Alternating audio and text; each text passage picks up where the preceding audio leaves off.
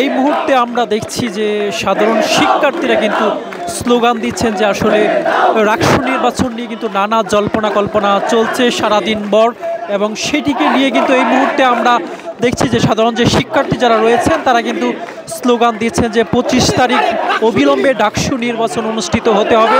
এমন দাবিতেই কিন্তু আমরা দেখছি যে শিক্ষার্থীরা কিন্তু স্লোগান দিচ্ছেন। এবং এই মুহূর্তে আমরা যেটি দেখছি যে আসলে সারাদিনে কিন্তু আমরা দেখছি বিভিন্ন উত্তেজনাকর পরিস্থিতি কিন্তু বিরাজমান রয়েছিল রাজশাহী বিশ্ববিদ্যালয় এবং